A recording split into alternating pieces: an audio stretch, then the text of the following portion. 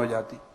تو عرض یہ کر رہا تھا کہ طہارت یہ ہے کہ ہر محبت سے دل کو صاف کر دیا جائے، ہر محبت سے دل کو صاف کر دیا جائے، اور اپنی تمام تر توجہ، اپنی تمام تر ہمت، تمام ارادے یکسوئی کے ساتھ اللہ کی طرف لگا دیے جائیں.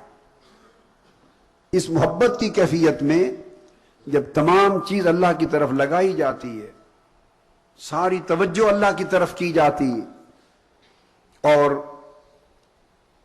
تمام ہمت اور تمام ارادے یکسو کیے جاتے ہیں اللہ کی طرف،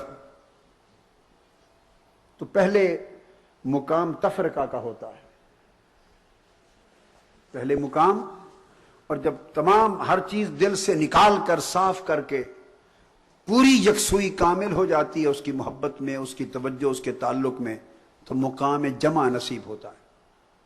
مقام مجاہدہ میں انسان تفرقہ کے مقام میں، تفرقہ آپ سمجھ لیں جیسے فراق ہے سادہ لفظوں میں، مجاہدہ کے دوران فراق کے مقام میں ہوتا ہے، اور جب مشاہدہ کی منزل پہ پہنچتا ہے تو مقام جمع میں ہو جاتا ہے.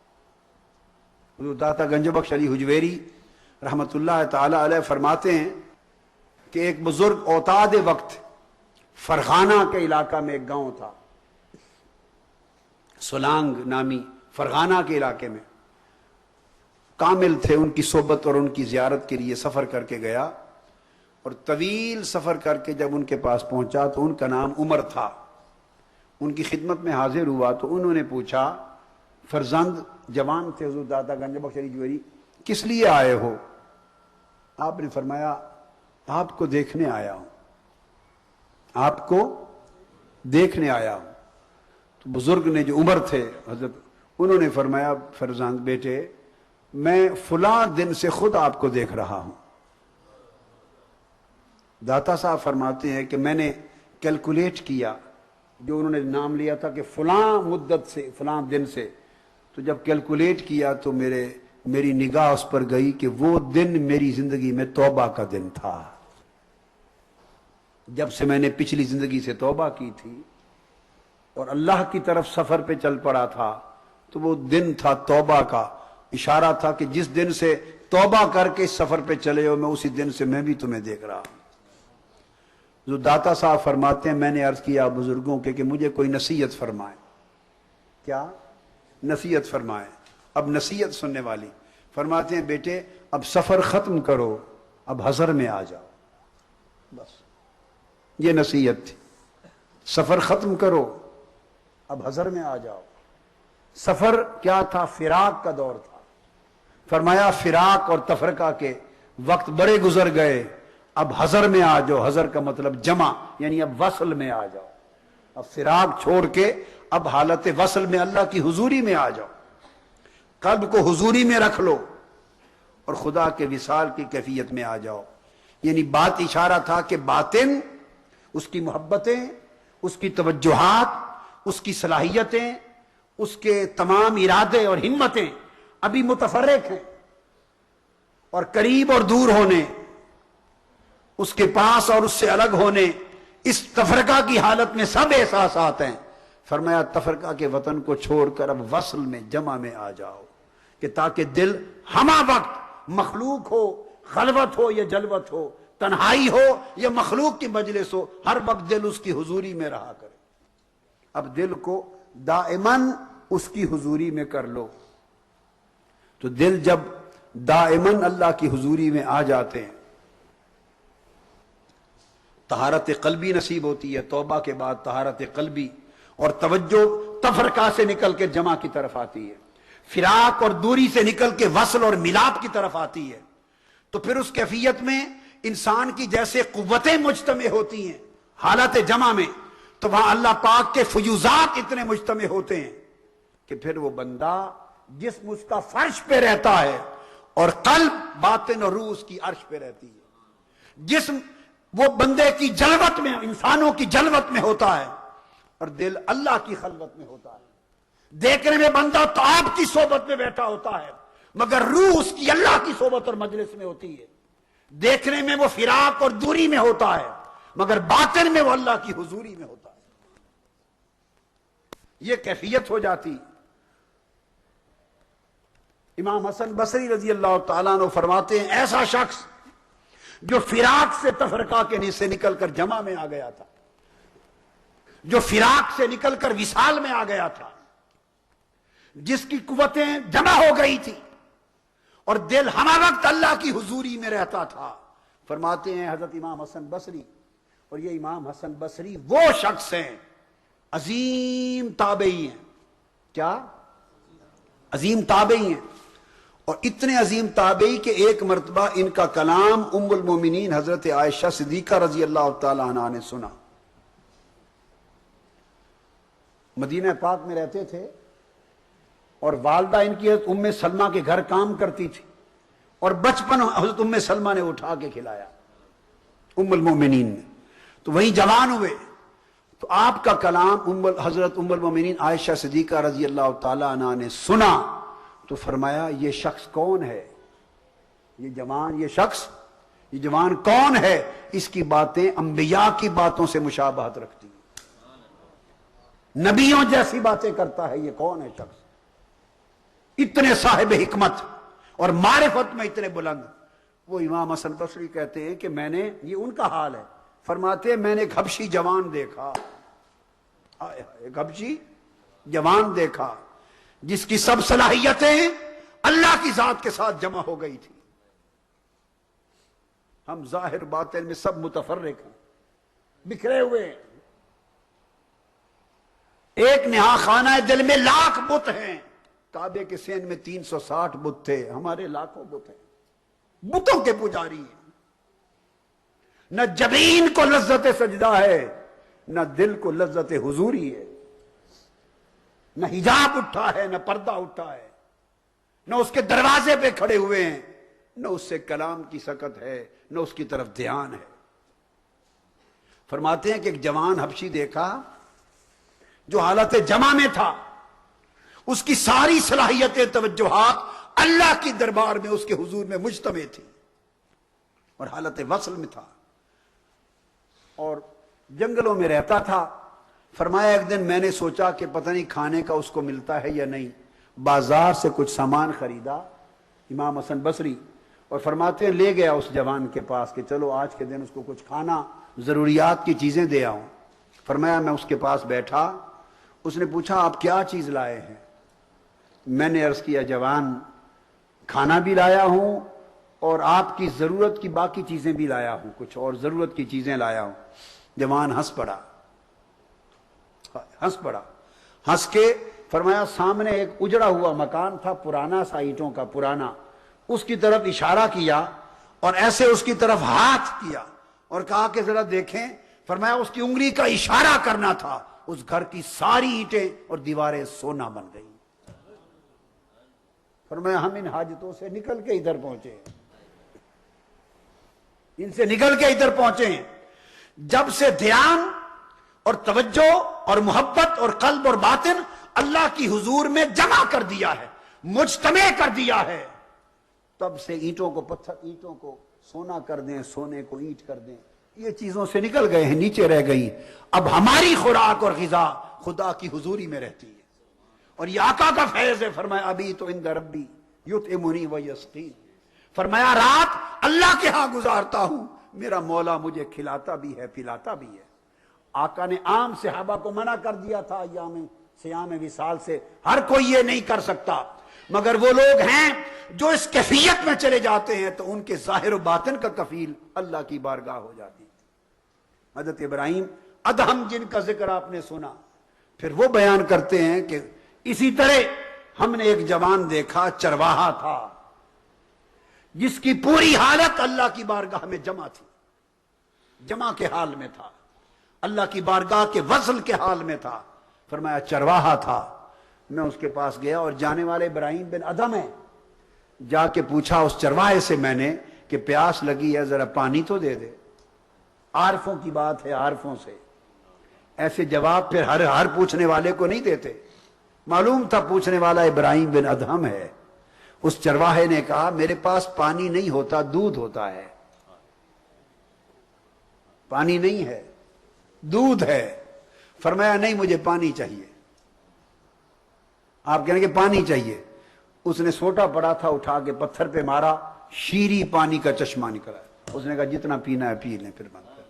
اشارہ اس امر کی طرف تھا جو حضور داتا صاحب فرماتے ہیں کہ جب تمام صلاحیتیں اللہ کے حضور جمع ہو جاتی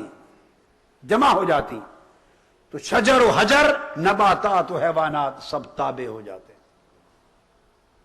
یہاں پر آپ حضرت ابو اسحاق ابراہیم کا بیان کرتے ہیں کہ وہ حضرت مسلم المغربی بڑے ولی اللہ تھے، ان کی خدمت میں ان کی زیارت کے لیے گئے۔ حضرت مسلم المغربی کی خدمت میں جب پہنچے تو نماز کا وقت تھا، اندر گئے، وہ امامت کرا رہے تھے، جماعت کھڑی تھی۔ یہ عرب تھے، وہ مغرب سے تھے۔ جب قرآن مجید کی تلاوت سنی تو عربوں والا لہجہ نہیں تھا، مخارج عربوں والے نہیں تھے، عربوں کے تلفظ اور مخارج اور تجوید کے حساب سے، اس حساب سے سمجھا کہ غلط پڑھ رہے ہیں۔ غلط سے مراد مخارج اور تجوید کی رعایت نہیں تھی۔ جب سمجھا کہ قرات میں بھی رعایت نہیں اور غلط پڑھ رہے ہیں تو فرمانے لگے کہ سفر برباد گیا، وہ ساری محنت اکارت گئی۔ رات ہو گئی تھی، وہاں رہے، مجلس میں نہیں بیٹھے ان کی۔ کہتے ہیں صبح اٹھ کے میں دریائے فرات کے کنارے گیا، وہ بغداد مقیم تھے، دریائے فرات کے کنارے گیا وضو کرنے، طہارت کرنے۔ تو آگے گیا تو رستے میں ایک شیر سویا ہوا تھا، بہت بڑا۔ اس شیر کو دیکھ کر گھبرا گیا اور واپس پلٹ آیا، وضو بھی نہیں کر سکا۔ بس میں پلٹا تو شیر اٹھ بیٹھا اور وہ چیختا چنگارتا میرے پیچھے دوڑ پڑا۔ زور زور سے شیر جو چنگاڑا تو اس کی چیخ اور اس کے چنگار سن کر ایک آدھ شیر اور بھی جنگل سے آ گیا، 2 شیر پیچھے لگ گئے۔ بری حالت، دوڑ کے میں پہنچا اسی حجرے میں، حضرت مسلم المغربی کی حجرے میں پہنچا۔ شیروں کی آواز سنی تو وہ اندر سے نکل آئے۔ اب دروازے پر میں بھی پہنچ گیا تھا، شیر بھی پہنچ گئے تھے۔ حضرت مسلم مغربی باہر نکلے اور میری حالت دیکھی، گھبرایا ہوا۔ آپ بڑے تو آپ کو دیکھتے ہی دونوں شیروں نے سر جھکا دیا آپ کے قدموں پر۔ آپ نے ان کی کان کو پکڑ کے مروڑا اور مروڑ کے تھپکی دی، ایک تھپڑ مار کے شیروں کو کہا خدا کے کتو، تمہیں کہا ہوا نہیں ہے کہ میرے مہمانوں کو تنگ نہ کیا کرو۔ شیر دم ہلانے لگ گئے قدم پہ سر رکھ کر۔ پھر حضرت مسلم مغربی میری طرف متوجہ ہوئے، فرمانے کہ ابو اسحاق ابراہیم، آپ لوگوں کے لیے ظاہر کی درستگی کرتے ہیں۔ وہ جو رات کو خیال آیا تھا، آپ لوگوں کے لیے ظاہر کی درستگی کرتے ہیں، اس لیے مخلوق سے ڈرتے ہیں۔ آپ لوگوں کے لیے ظاہر کی درستگی کرتے ہیں، اس لیے مخلوق سے ڈرتے ہیں، اور ہم اللہ کے لیے باطن کی درستگی کرتے ہیں، اس لیے مخلوق ہم سے ڈرتی ہے۔ جو اللہ کے لیے اپنے باطن کو درست کر لیتا ہے، اور باطن درست کرنے کا مطلب یہ ہے کہ اللہ کی حضوری میں باطن کو جمع کر دیتا ہے، مجتمع کر لیتا ہے، اللہ کی حضوری میں صاحب وصل ہو جاتا ہے، اور ساری توجہات اور ہمتیں ہٹا کر، تفرق ختم کر کے اللہ کی بارگاہ میں یکسو، متصل اور مجتمع ہو جاتا ہے۔ تو اللہ پاک یہ جو اللہ کے لیے ہو جاتے ہیں اور اللہ کے ساتھ ہو جاتے ہیں، پھر اللہ تعالیٰ اپنی مخلوق کو ان کے تابع کر دیتا ہے، اپنی مخلوق کو ان کے تابع کر دیتا ہے۔ یہ مقام جمع ہوتی۔ حضرت اویس کرنی رضی اللہ تعالیٰ عنہ سے ملنے گئے کچھ ایک ولی اللہ، اور جنگل میں گئے تو ان کی دیکھا کہ ان کی جو ریوڑ تھا بکریاں، اس کی رکھوالی بیڑیا کر رہا ہے، بیڑیا، اور وہ ایک فاصلے پر نفل پڑھ رہے ہیں۔ حیران ہو گیا، جب آپ نے سلام پھیرا، اس کو سلام کیا، پوچھا کیسے آئے ہو؟ اس نے عرض کیا حضور غرض تو بھول گئی، یہ منظر دیکھ کر کہ بھیڑیے تو بکریوں کو کھانے والے ہیں، چیرنے والے ہیں، یہ کیسا بھیڑیا آپ کی بکریوں کی حفاظت کر رہا ہے، یہ ماجرا سمجھا دیں کیا ہے؟ فرمایا ماجرا بڑا سادہ ہے، مشکل نہیں ہے۔ جو اللہ کی نوکری میں لگ جاتا ہے اللہ کی مخلوق اس کی نوکری میں لگ جاتی. من کان للہ کان اللہ لہ، من تواضع للہ رفعہ اللہ. جو اللہ کے لیے جھک جاتا ہے اللہ اسے بلند کر دیتا ہے. جو اللہ کی نوکری اور خدمت میں خود کو وقف کر دیتا ہے اللہ اپنی مخلوق کو اس کی خدمت میں لگا دیتا ہے. جانور اور مخلوقات اس کے تابع کر دی جاتی. اللہ کے ساتھ اپنی ہمتوں کو جمع کرنے اور وصل کی حالت میں چلے جانے کا نتیجہ ہوتا ہے. یہ پھر گورکھ دھندے ختم ہو جاتے ہیں، غم ختم ہو جاتے ہیں. آقا علیہ الصلوۃ والسلام بھی اپنے مقام نبوت میں ابتدائے حال میں حالت تفرقہ میں تھے، حالت فراق میں. اسی طرح ہر ایک کی اس کے حسب حال اور حسب مرتبہ ترقی ہوتی ہے. انبیاء کی ان کے مرتبے کے مطابق، اولیاء کی ان کے مرتبے کے مطابق. اور جب اللہ رب العزت نے معراج کا شرف بخشا اور پھر جب شروع میں نبوت نہیں ابھی اعلان ہوا تھا، وحی نہیں اتری تھی، تو حالت تفرقہ میں تھے وحی اترنے سے پہلے اوائل حال میں. تو پھر جا کر غار ہیرا میں مدتوں کئی دن کئی ہفتے عبادت میں مست رہتے اور اپنے حال کو اس تنہائی میں اللہ کے ساتھ یکسو رکھتے. اور حالت یہ تھی کہ حضرت خدیجہ الکبریٰ رضی اللہ تعالیٰ عنہ فرماتی ہیں کہ 7 دن کے لیے ستو یا جو کی روٹی یا ستو اور پانی لے جاتے. مہینہ گزر جاتا. مجھے فکر ہوتی کہ 7 دن کی خوراک تھی، مہینہ گزر گیا، 40 دن گزر گئے، تو کھایا پیا بھی اب کچھ نہیں ہوگا، کھانا بھی نہیں ہوگا، جا کے پتہ تو کروں. فرماتی ہیں جب غار ہرا میں پتہ کرنے جاتی کہ مہینہ گزر گیا، ستو یا جو کی روٹی تھی ختم ہو گئی ہوگی، 7 دن کا راشن تھا، اور جا کے رونگٹے کھڑے ہو جاتے، وہ 7 دن کا کھانا جوں کا توں پڑا ہوتا. 40 دن بیت گئے ہوتے اور کھانا بھی نہیں کھایا ہوتا تھا. یہ قبل از اعلان نبوت، وحی سے پہلے وہ حالت تفرقہ تھی اور خدا کی بارگاہ کے وصل تنہائی میں جا کے رسائی پاتے تھے. تنہائی میں جا کر رسائی تنہائی میں ملتی تھی اور خلوت میں جا کر خدا سے جلوت ملتی تھی.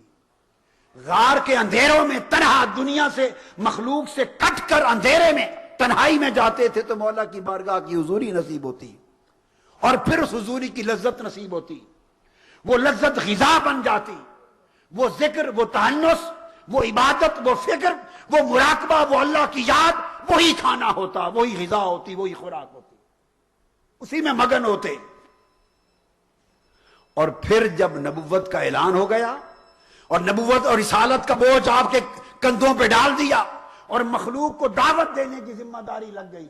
پہلے ذمہ داری مخلوق کی نہ تھی، تنہا اپنی ذات تھی، غار ہرا کی خلوتیں تھی، مراقبہ تھا، خدا کی یاد اور اس کی حضوری تھی.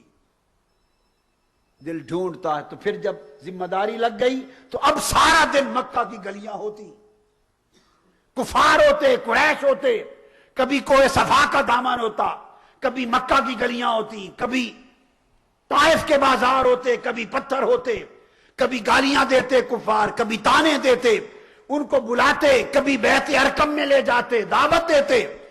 پہلے غار ہرا کی تنہائی تھی اور حضوری خدا کی رسائی تھی. پہلے لذتیں تھی، اب کیفیت طبیعت پر، دل پر بوجھ ہونے لگا. دل ڈھونڈتا ہے پھر وہی فرصت کے رات دن بیٹھے رہیں تصور جانا کیے ہوئے. تو دل پہ بوجھ رہنے لگا کہ مولا تیرا فرض تو ادا کر رہا ہوں مگر پہلے لمحے صرف تیرے ساتھ گزرتے تھے، اب بٹ گئے ہیں، بہت سے لمحے مخلوق کے ساتھ گزرتے ہیں. پہلے تیری طرف جاتا تھا صرف، اب مخلوق کو بلاتا رہتا ہوں، دھیان ادھر بٹ گیا ہے. اس بوجھ کی کیفیت کو قرآن مجید میں فرمایا. اللہ پاک نے الم نشرح لک صدرک ووضعنا عنک وزرک. میرے حبیب ہم نے آپ کا سینہ آپ کے لیے کھول دیا. کھول دینے کا مطلب یہ ہے کہ آپ حالت تفرقہ میں تھے، میری رسائی کے لیے آپ کو تنہائی میں جانا پڑتا تھا، مجھ سے جلوت کرنے کے لیے، صحبت کے لیے آپ کو خلوت میں جانا پڑتا تھا، مجھ سے ملنے کے لیے آپ کو مخلوق کا شہر چھوڑنا پڑتا تھا. اس حالت تفرقہ کو ہم نے سینہ کھولا اور حالت جمع الجمع میں بدل دیا، دائمی حضوری دی۔ وَوَضَعْنَا عَنْكَ وِزْرَكَ، اور ہم دیکھتے ہیں جو بوجھ آپ کی طبیعت پہ رہنے لگا ہے، یہ بوجھ، وہ تنہائی یاد آتی ہے، اور ہمہ وقت کی تنہائی کی رسائی یاد آتی ہے۔ ادھر مخلوق کے ساتھ معاملے میں آپ سمجھتے ہیں کہ وہ لذت وصال میں فرق آ رہا ہے۔ اے حبیب، ہم آپ کو جمع الجمع کا مقام دے دیا آج کے بعد۔ اب آج کے بعد یہ ہوگا کہ پہلے رسائی تنہائی میں ملتی تھی، اب حبیب مکہ کی گلیوں میں چلو گے تو میری رسائی رہے گی۔ پہلے میری ملاقات کے لیے غار میں جانا پڑتا تھا، اب مخلوق کے جلسے میں رہو گے مجھ سے ملاقات رہے گی، لوگوں کی جلوت میں رہو گے من میری خلوت میں ہوگا، جسم آپ کا قریش مکہ کے گھیرے میں ہوگا، قلب، دل اور روح اور سر میری بارگاہ میں او ادنا کے مقام پر ہوگا۔ اب میری رسائی کے لیے تنہائی کی ضرورت نہیں، اس جلوت میں بھی خلوت ہے، اس ہجوم میں بھی قرب ہے، اس مخلوق خدا کی کاروائی میں بھی میری رسائی ہے اور میری ملاقات ہے۔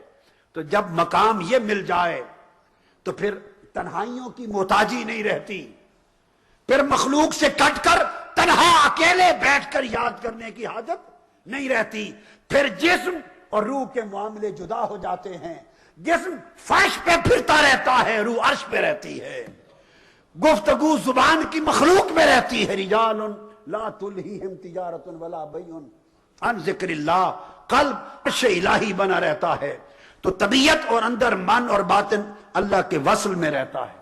جب یہ کیفیت اور مقام ہو جائے تو پھر تفرقہ اور جمع کا فرق یوں ہوتا ہے کہ وہ مارا تھا حضرت داؤد نے جالوت کو، حضرت داؤد نے جالوت کو مارا تھا، تو قرآن نے کہا قاتل داؤد و جالوت، داؤد نے جالوت کو مارا۔ حضرت داؤد علیہ السلام نے کیا؟ حضرت داؤد علیہ السلام نے جالوت کو مارا، حضرت داؤد نے مارا تو اللہ نے کہا داؤد نے مارا، اور حضور نے کفار کو کنکریاں ماری تھی، کفار کو وہی عمل کیا تھا۔ ادھر فرمایا وما رمیت اذ رمیت ولکن اللہ رما، حبیب جو کنکریاں تو نے ماری، تو نے نہیں ماری، میں نے ماری۔ جب مقام مرتبہ ولایت ہو یا مرتبہ نبوت ہو، جب تفرقہ سے نکل کر جمع اور جمع سے جمع الجمع پر جاتا ہے، تو پھر اس زمین اور فرش پر بھی ہمہ وقت کعبہ کو حسین رہتا ہے۔ ہر وقت یہ کیفیت رہتی ہے کہ تو نے نہیں ماری، میں نہیں ماری، پھر اس کا عمل اللہ کا عمل ہو جاتا ہے، اس سے بات چیت اللہ سے بات ہوتی ہے، اس سے محبت اللہ سے محبت ہوتی ہے۔ اس لیے کہ جب کوئی بندہ اس کے عشق میں، اس کی محبت میں، اس کے تعلق میں فنا ہو جاتا ہے تو اس کو تکنا اللہ کو تکنا بن جاتا ہے، اس کو دیکھنے سے اللہ یاد آ جاتا ہے، اس کو دیکھنے سے، اس کی مجلس میں بیٹھنے سے اللہ کی یاد آتی ہے، چونکہ وہ وصل اور جمع کا مقام اتنی گہرائی میں تعلق پیدا کر دیتا ہے کہ اس کے آثار اس کے اندر منتقل ہوتے ہیں۔ اس لیے آقا علیہ السلام نے فرمایا اچھوں کی مجلس میں بیٹھا کرو، آقا نے فرمایا اچھوں کی مجلس میں بیٹھا کرو، حدیث پاک ہے۔ صحابہ کرام نے پوچھا یا رسول اللہ ایو جلسائنا خیر، آقا نے فرمایا حل انبئکم بخیارکم، اچھوں میں بیٹھا کرو، ان کی مجلس اور ان کی صحبت اور ان کی سنگت میں۔ انہوں نے پوچھا یا رسول اللہ اچھے کون ہیں؟ فرمایا بتا دوں تمہیں کہ اچھے لوگ کون ہیں؟ عرض کیا یا رسول اللہ بتا دیں۔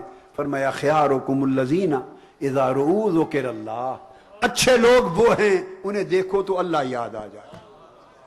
لوگوں ایک پیمانہ بنا لو اچھائی اور برائی کا، جن کے چہرے دیکھو اور اللہ یاد آ جائے، جن کی مجلس میں بیٹھو اللہ یاد آ جائے، جن کو تکو تو خدا کی یاد آ جائے، سمجھو اچھے ہیں، اچھے۔ امام حسن بصری اور پھر آقا علیہ السلام نے فرمایا کہ صحابہ نے پوچھا آقا ہمارے جلیس کون، اچھے کون لوگ ہیں جن کی مجلس میں صحبت میں بیٹھا کریں؟ فرمایا اچھے جلساء، اچھے جلیس وہ ہیں، فرمایا کہ وہ اچھے جلیس وہ ہیں کہ ذکرکم اللہ رؤیتہ، ذکرکم اللہ رؤیتہ، वज़ाद फी इल्मिकुम मंतिकुहु वज़क्करकुम आखिरा अमलुहु। फरमाया अच्छे लोग ये हैं कि उनको देखो तो उनकी रोयत अल्लाह याद करा दे, उनको देखो तो अल्लाह की याद आ जाए। क्या? उनको देखो तो अल्लाह की याद आ जाए, और अगर उनकी बात सुनो तो इल्म सही में इजाफा हो जाए। उन्हें देखो तो अल्लाह याद आए, उन्हें सुनो तो इल्म में इजाफा हो, और इल्म हिदायत में, इल्म सही में इजाफा हो, और उनके अमल को देखो तो आखिरत की याद आ जाए। अमल को देखो तो आखिरत की याद आ जाए। फरमाया ऐसे लोग अच्छे जुलसा हैं, उनकी मजलिसों में बैठा करो। ये मजलिसें मुर्दा दिलों को जिंदा करती। और फिर आका अलैहिस्सलाम ने फरमाया मुर्दों में ना बैठा करो, ला तुजालिसुल मौता। फरमाया मुर्दों में ना बैठा करो। पूछा आका मुर्दों में कौन बैठता है, मुर्दों में सोबत कौन करता है, मुर्दों के साथ कौन मजलिस करता है, मुर्दे कौन हैं? फरमाया जो दुनिया के कमाने में गर्क हो गए, जिन्होंने माल और दौलत दुनिया को अपना माबूद बना लिया, जो दुनिया के हिर्स में मारे फिरते हैं और जो दुनिया परस्ती में फिरते हैं। फरमाया वो मुर्दा हैं, और दुनिया परस्तों के साथ न बैठा करो, तुम्हारे दिलों को मुर्दा कर देंगे। दुनिया परस्तों के साथ न बैठा करो, तुम्हारे दिलों को मुर्दा कर लेंगे, दिलों का नूर छीन लेंगे, आखिरत का ध्यान खत्म कर देंगे, और दिल से यकीन की दौलत खत्म कर लेंगे, ईमान की बरकत खत्म हो जाएगी। इमाम हसन बसरी फरमाते, अपनी मजलिस में बैठने वाले लोगों को नसीहत करते और फरमाते कि जब किसी दोस्त का इंतखाब करने लगो, चुनाव करने लगो किसी दोस्त का, तो फरमाते कि उसके इंतखाब से पहले ये देख लिया करो कि इसकी दोस्ती क़यामत के दिन काम आएगी या नहीं। फरमाया जिसकी दोस्ती ने क़यामत के दिन काम नहीं आना, उसको दोस्त बनाने का भला क्या फायदा, बेकार है। क्या? बेकार है। जिसकी दोस्ती ने क़यामत में काम नहीं आना, उसकी दोस्ती तुम्हारे ईमान को कमजोर करेगी, तुम्हारे यकीन में तशकीक पैदा करेगी, गर्द लाएगी तुम्हारे दिल के शीशे पर। उनकी मजलिसों में बैठो जो तुम्हारा ताल्लुक अमल से आखिरत के साथ जोड़ दें, उनके चेहरे मौला की याद करा दें, और उनका कलाम इल्म सही में इजाफा का बायस हिदायत मिल जाए।